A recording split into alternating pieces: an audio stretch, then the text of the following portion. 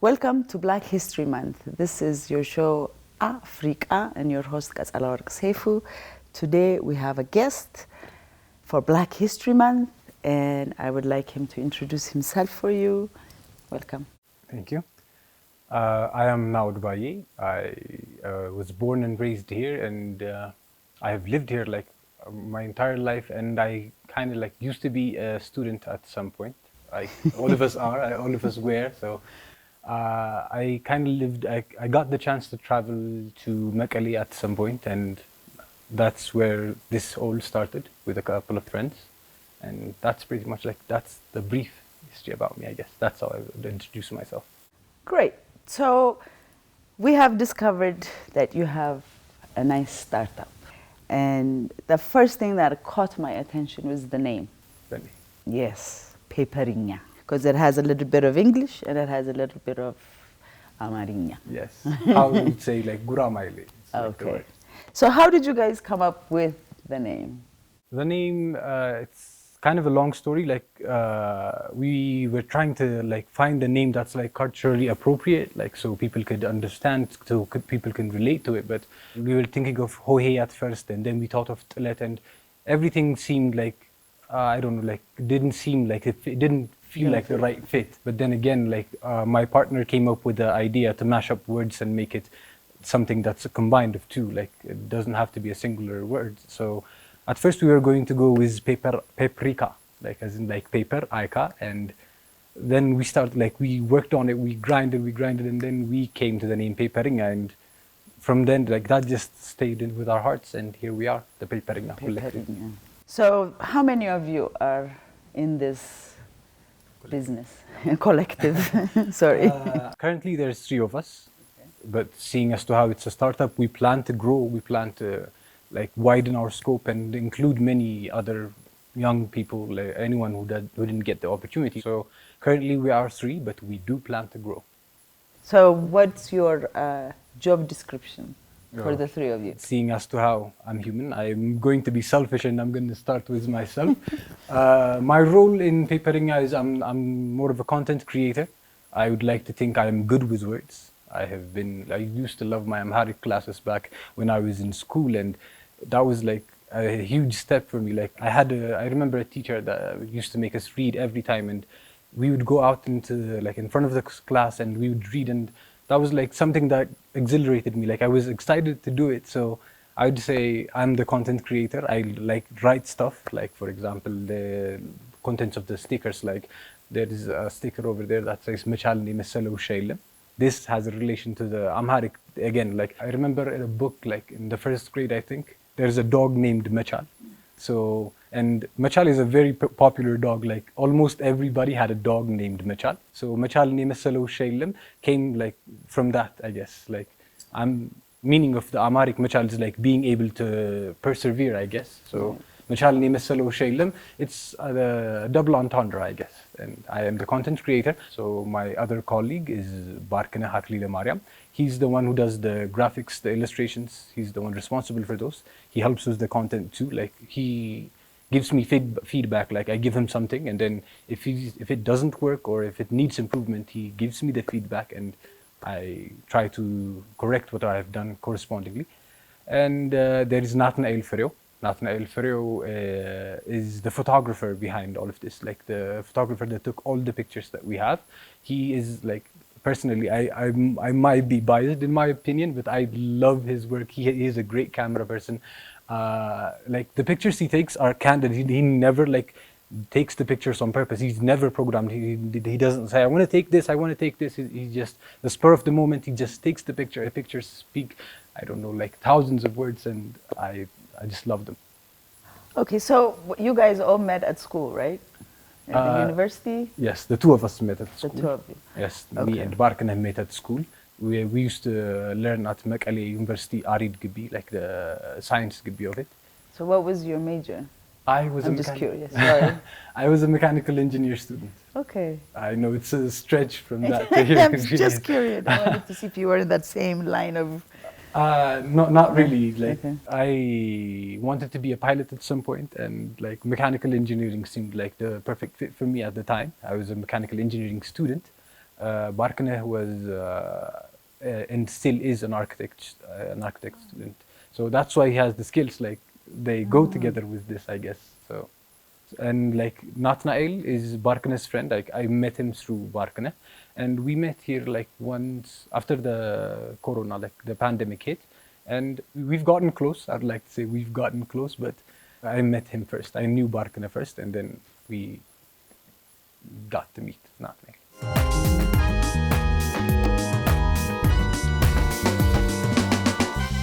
Now, going into all your stickers and everything that you have, before we go into each one and you tell us about it, I want to find out how Pan-African do you want your work to be? Well, idea behind Paperinga is about promoting culture.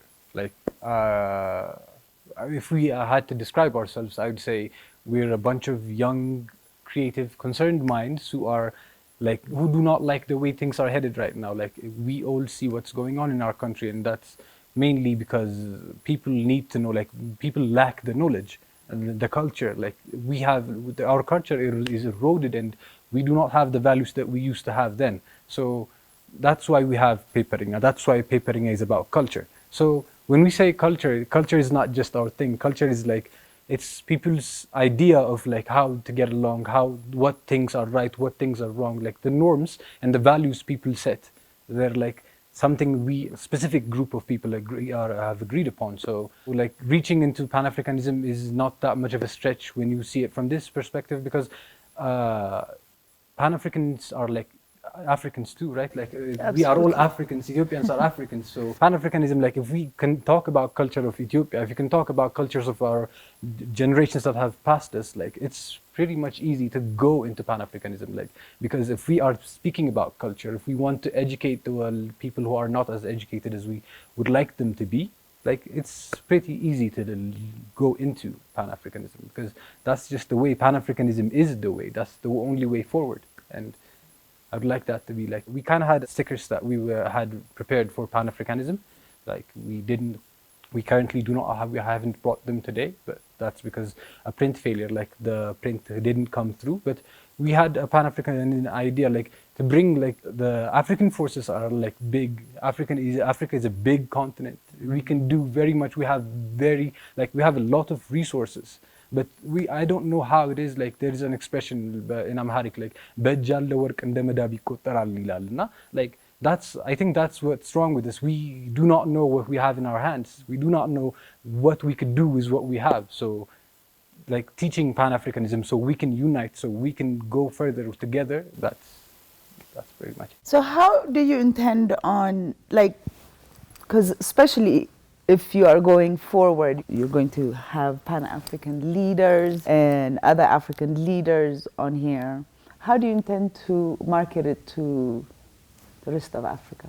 Currently, like seeing as to how we are a startup, like we plan to take one step at a time and see where we will cross the bridge when we get there. I guess that's the expression. But like we have big plans for Paperinga.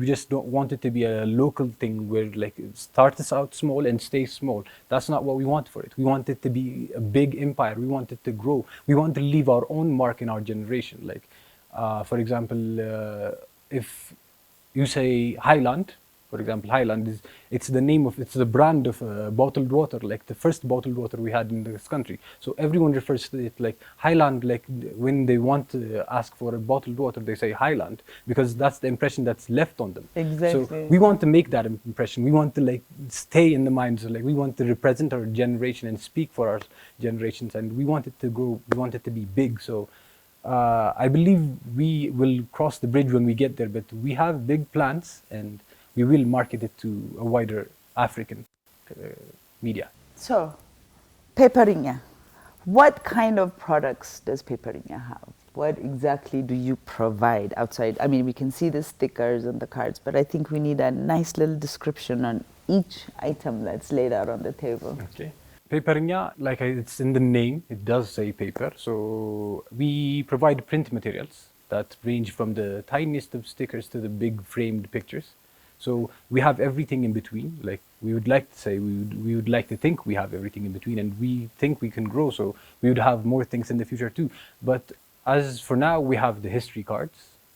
The history cards are about teaching Ethiopian history, like teaching Addis Abeban history. Like they have an illustration on the front, a picture on the front, and a short description on the back. These are the history cards. Like we have prepared them in like decades, 1960s, 1970s, 1980s. That's what we have in the history cards, and like they give brief descriptions about prominent people of the decade, prominent events that took place in that decade, and we are like trying our best to educate. Like we're not only educating people, but we are getting educated ourselves. Like for example, like I had no idea about like the airport, the international airport we have now. Like it was around Mobile previously, like old airport. The reason why they had to move it here is because they didn't have like if it had to be an international airport, it has to have a huge runway. So that's why they moved it here. And I mean, knowing that, like getting to know that, like I live around there. I live around Old Airport, and I was like curious, well, why? I've never asked, but like Old Airport, I hear people say Old Airport, and now this is the airport, and like I never now knew you know that. the Now connection between Old Airport. Yes, like so it's a way to educate others and to educate ourselves in the process too. So the history cards are about connecting to our history, connecting to our past, so we can move forward. Okay, so it's the history cards are strictly these particular ones are of Ethiopian history. Yes, mainly Addis Ababa. Addis Ababa. Okay.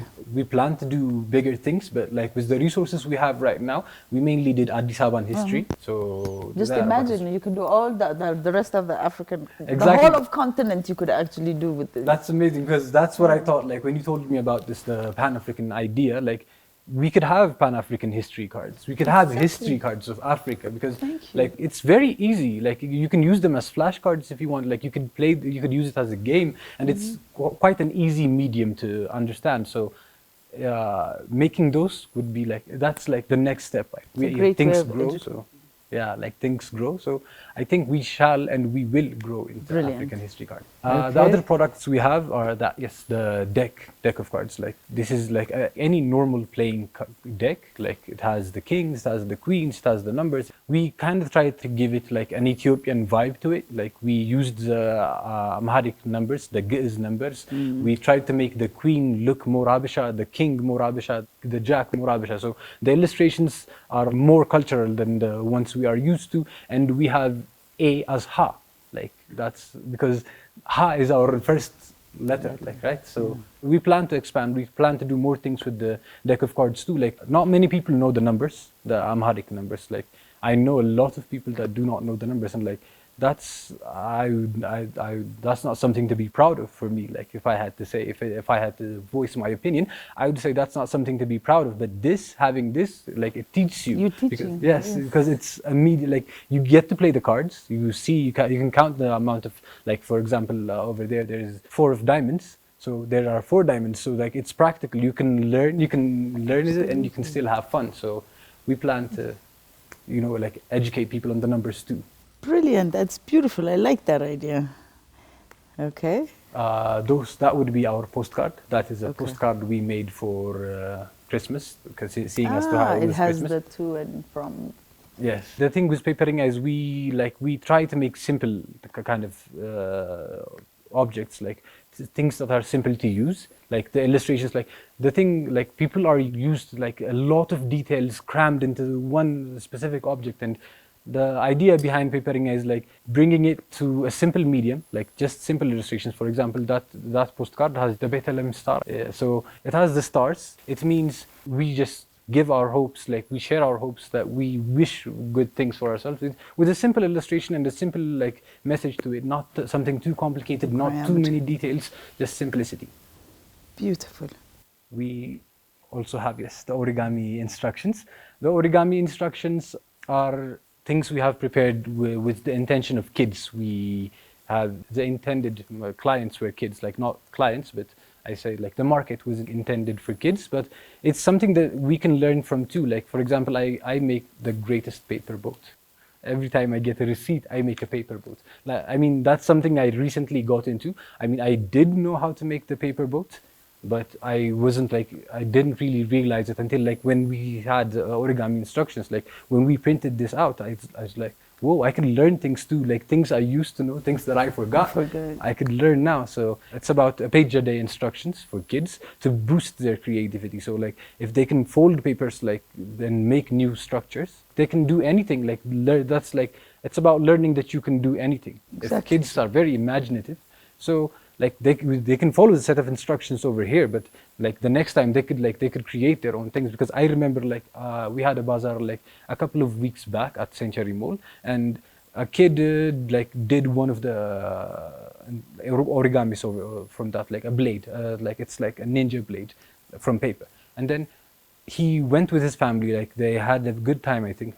I hope they had a good time. But they went around the mall, they did what they came to do. And then when he was about to leave, he came and showed us like something he did different. Like he told us that you can make something different out of the origami that we had showed him how to make. We had showed him how to make the ninja star, but he came up with something else, and he showed us that the paper could keep on spinning, like how a top would spin. I was amazed really, because we had given him a set of instructions, he had done that, he had followed that, and he did come up with he did find the like final product, and then he took it a step further. And that's amazing, because children are like, I don't know how to even describe it, but they're sponges. Like, yes, they have an untapped mind, they have unspoiled minds, they're like Africa in a way. Yes, in a way, like. In a way, they're Africa, because I say they're Africa because like Africa has a lot of resources, and kids are like the things in their heads like too much. They have a lot of things. Yeah, and helping bring it out is always the key. Yes, the right because way. That's what we strive to, isn't it? Like, because we all want to leave our mark for our generations, for the future generations to come, right? When you say, for example, Haile Selassie over here. He is the reason there is like the African Union now, right? But he wasn't thinking about just himself. He was thinking about the future Ethiopia, what the future Africa would look like. Right. So he did that, but he wasn't just thinking about himself. He was thinking about the future, and the future is our kids. So if we can work on kids, if we can teach kids our culture, our history, we can achieve many things. We can like have a huge Ethiopia, and an even bigger Africa. Absolutely. So now that you mentioned Kadamai Haile Selassie, let's come to this beautiful t-shirt that you also have one on. And they're actually both different styles. I'm assuming you did them differently. So if you could tell us a little bit about them. And I don't want to say why did you choose Haile Selassie, but I actually do want to say why him? Why not, because we have great leaders. So why did you choose Haile Selassie? The idea of this illustration came when we were preparing to do like Pan-African themed objects, like stickers, t-shirts, and the likes. So we did have more. We did have Kwame Nkrumah. We had Gaddafi too. We had Nelson Mandela too. But like the reason we only printed this is because people are not just like, don't just accept new things. Like you have to teach them, like you can bring new things, People are not very open to like, when I say people, I'm talking about Habeshans, because those are the people that I know right now. But many of them are willing to open up and like explore new things. So they know Haile Selassie. So why not start with something they know? So once we show them Haile Selassie, this is like they know the story, but like we can give them little details, and then later on, you liked Haile Selassie t-shirt, right? Now we have Nelson Mandela. So like we can step into it, like it could be a stepping stone. So from the familiar to the less familiar, yes. And the design, who designed this one? Because it's different, you have all the, it looks like actually you did it with stickers. Design was done by Kadus. His name is Kadus Manil Shawa. Like he is a friend of ours. Like we went to the Mekelle together too. So like Barkana and I and Kadus, the guy who designed this, like we used to live in the same dorm. Like we lived there together like for 3 or 4 years. So we were busy doing other stuff. Like we were like all over the place because we were preparing for a bazaar. So we asked him to help us with an illustration. So we gave him ideas. Like we planned to do Pan-African themed t-shirts, like ornaments too. So why don't you help us with the design? We said that, and then here it is. He came up with this. It's beautiful. Like the things he has really done, they're just amazing. Beautiful.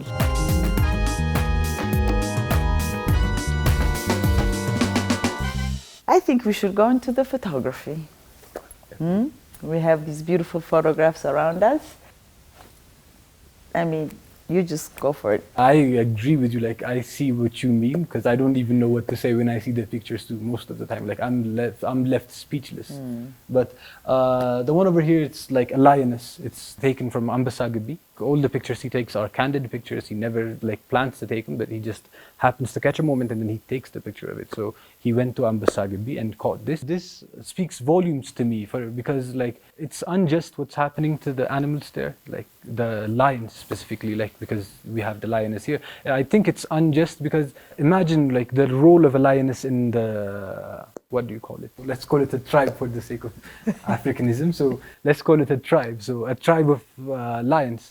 So and the role of a lioness in that is like it's huge. Like the lion is the king of the jungle, of course, but his place is not as big as the lioness because the lioness is in charge of hunting and bringing food the whole of their tribe, I guess. So imagine like having that mother, the mother who provides for her child, for her husband, for her whole family being caged. So like I think that speaks volumes to me because that's not her role, that's not her natural place. Her natural place is to be free, to be roaming and to feed her family. But now she's caged and now she's being fed by others. And the amount she's fed, I don't even know what to say about that. It's like, it's too little. Like, I don't even know like how to say it because imagine like you have lived free your whole life. You have fed yourself your whole life. So when you feed yourself, when you eat so you can like, to your heart's content, right? To your food. But when you're caged, all that is taken away from you. You do not get to feed your family. Instead, you wait upon others to be fed. And that's just, I think that's cruel. I mean, I'm not saying anything about the zoo. I don't mean to be saying anything about the zoo, but the condition the animals are in. Yeah, like the condition of the animals, like the being caged is a very difficult situation to be in. That is true. When you actually do look at that picture, you see sadness. Yes. She looks very, very sad. She does not look happy in that situation. Okay, and the young lady underneath the lioness? The young lady underneath, Nathanael travels. Like he used to travel with, there is a travel group that contacts him when they want to travel. So when he gets the chance to travel, he travels with them. And when he travels, he has his camera with him. And this, I think it's in a place called Insaro, I think, I'm not really sure. The place Insaro has become famous now, I think, because of a movie named Insaro.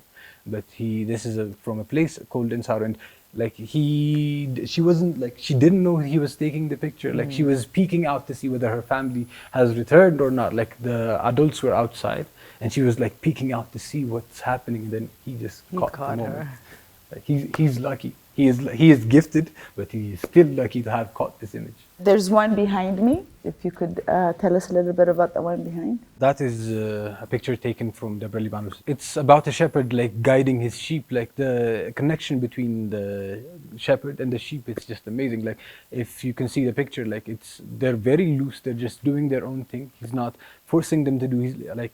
The thing I see here in Addis Ababa is like people are just cruel to animals. Like I don't even cruel might even be an understatement, but people are just cruel to animals. Like when you see them like driving the cattle, they just take out their whips and like I don't even it's just too much. But when you see that, you just see that they have a profound connection with the sheep, and the shepherd have a very profound connection. He's just like waiting for them like to graze their food and be done with what they're going to do. So that's about a shepherd being one with his sheep, with his followers follow him, and they know what he wants. He knows what they want. They read each other. They have lived together long enough, so they know each other. So when you were in the university, let me say, how, I know as students, you all have discussions, you all talk about, either your private life or what's going on in the world.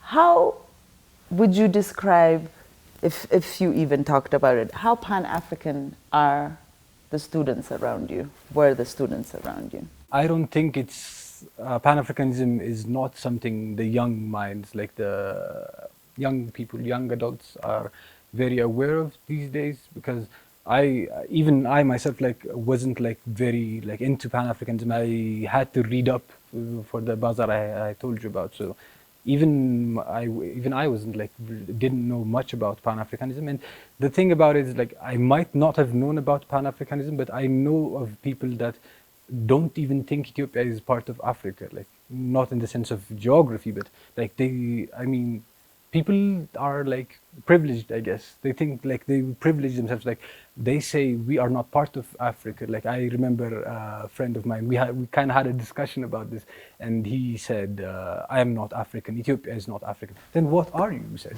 like, I am Habesha. Then like, you do know, like geographically speaking, Ethiopia is part of Africa. And like, he's like, yes, but I am not African. Africans are the people with sticks that go like bongo bongo. This was his exact expression. Like, I was like, what do you mean, man? Like, you do not get this. That doesn't even make sense. It's about exposure, I guess. Like, what you're exposed to is what you see. What you see growing, like, it molds you, it shapes you.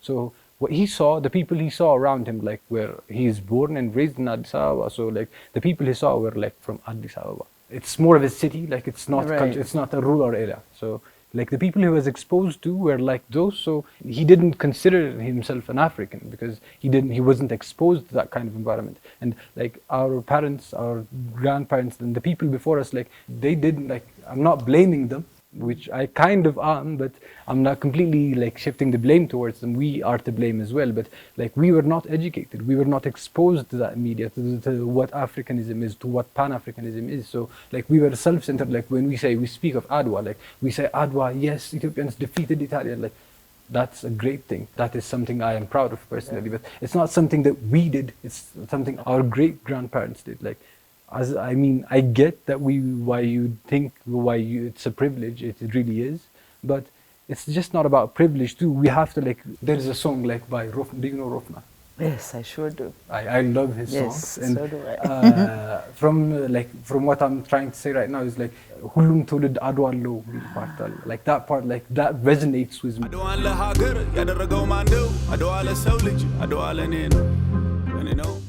Everyone has their own Adwa.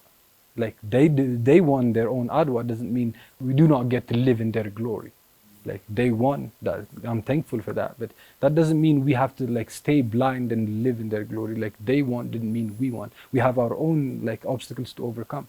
Right. So like your own history to write. Yes, we have our own history. Like when people speak of us, like in the future, they need to say they had their own Adwa. Like they can say the generation of the COVID people, the COVID generation had their own Adwa too. Like they can say that. So I believe, like, I don't think the young people are exposed to Pan-Africanism or Africanism in general, but I think we should work on that too. So we need to either educate in schools, because technically, even if we know our own history, that in itself, to me, is Pan-Africanism. Because we fought so much to get to where we are, that I would consider that.